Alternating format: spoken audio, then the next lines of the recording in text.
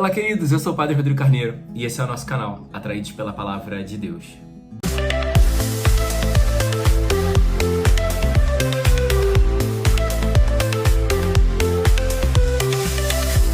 Então sejam muito bem-vindos ao nosso canal, você que já é um atraído, você que já tem feito essa experiência conosco, você que está chegando agora pela primeira vez, você que está conhecendo o nosso canal, sejam todos muito bem-vindos.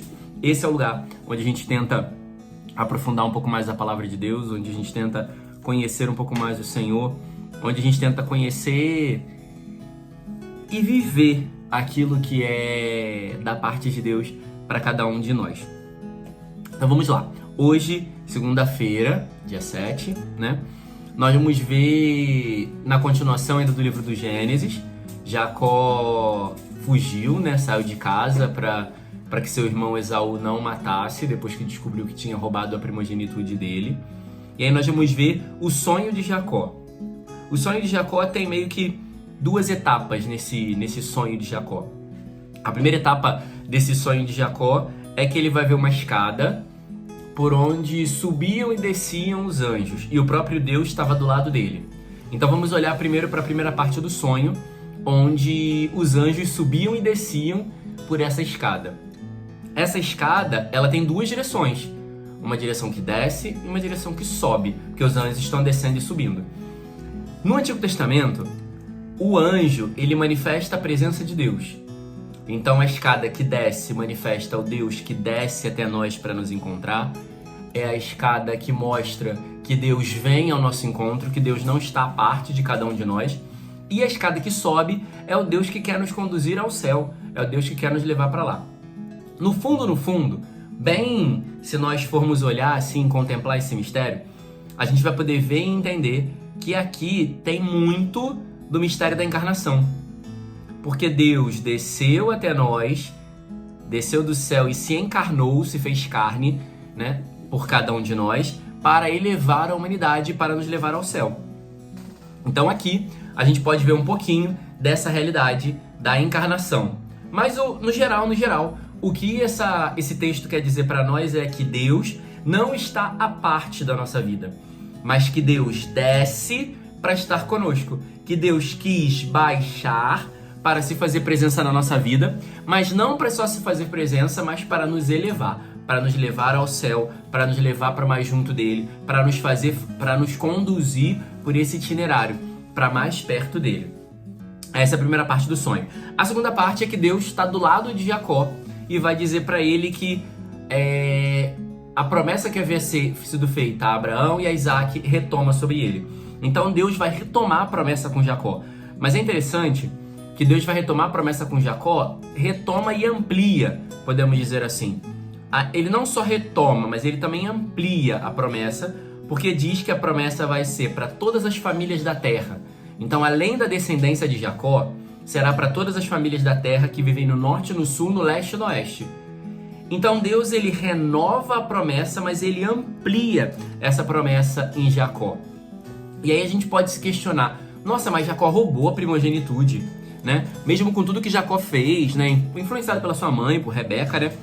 Mas a gente vê aqui, primeiro ponto, a força da bênção do pai. Rebeca fez uma coisa errada e Jacó foi conivente. Então, assim, aqui dá para abrir um parênteses. Vamos abrir um parênteses do pecado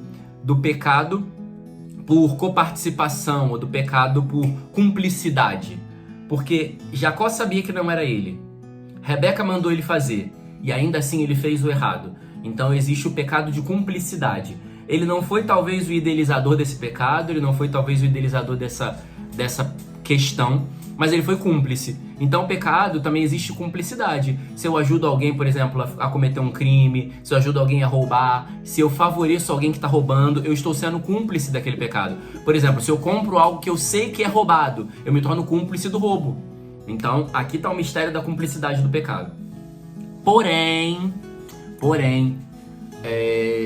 a bênção do pai transforma todas as coisas. Aqui é pra gente ver o poder e a força da bênção de um pai e de uma mãe. Muitas vezes o pai e a mãe pensam, meu filho tá difícil, não sei o que, não sei mais o que faço.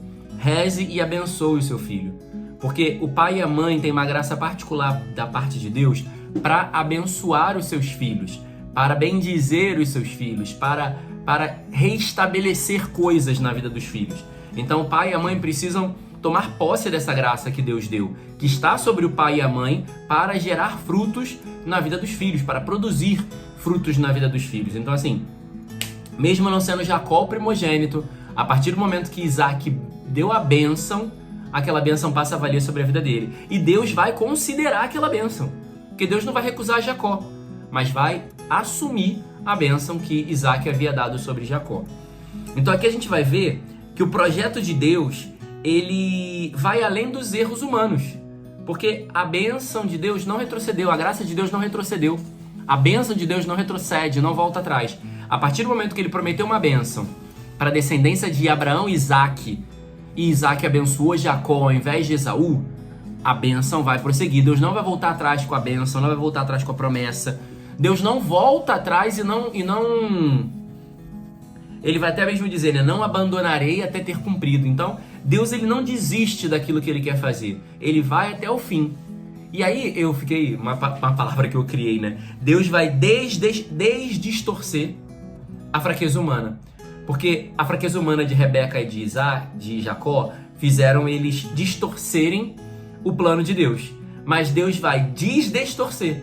Deus vai fazer voltar ao normal e vai continuar o seu processo de bênção, de promessa, de cumprimento, de salvação para a humanidade, mesmo com o desvio que Jacó tomou.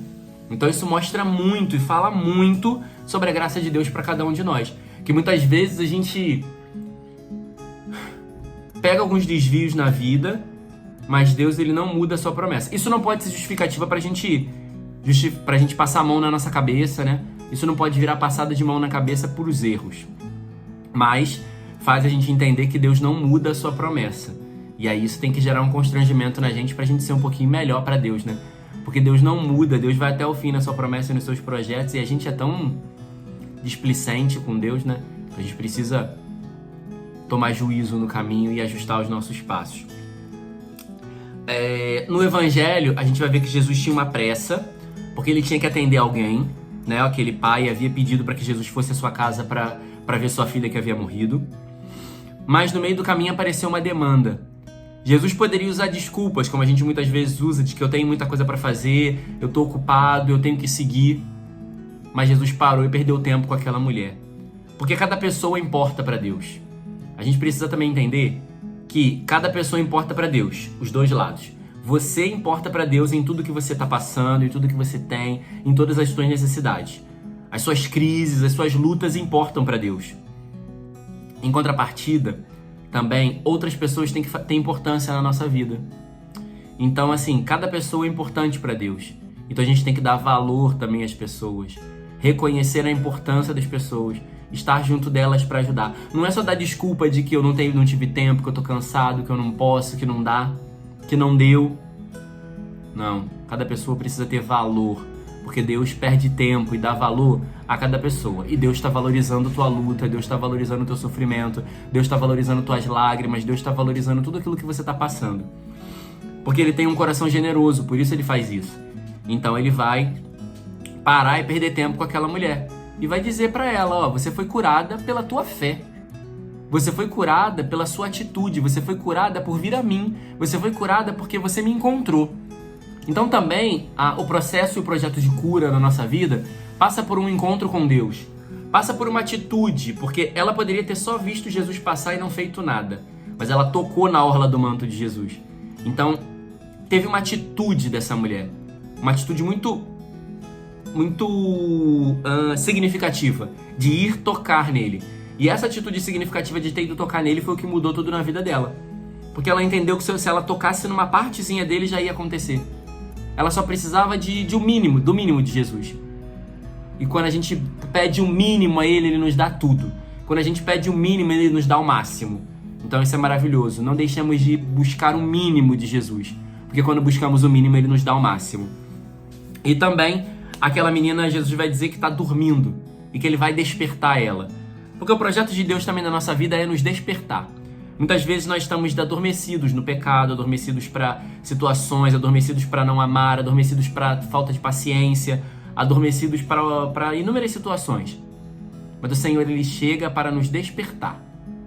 Toma ela pela mão e acorda. Então deixa também o Senhor te tomar pela mão, te despertar de situações onde você precisa sair, te despertar de lugares onde não pertencem mais, onde você não pertence mais, para que você possa sair e permanecer na graça de Deus. Deixa o Senhor te despertar. Deixa o Senhor te tirar da dormência, da dormição, do pecado, da angústia, da tristeza e da dor e te levar para a salvação. Sobe a escada com Ele para chegar ao céu. Louvado seja nosso Senhor Jesus Cristo, para sempre seja louvado.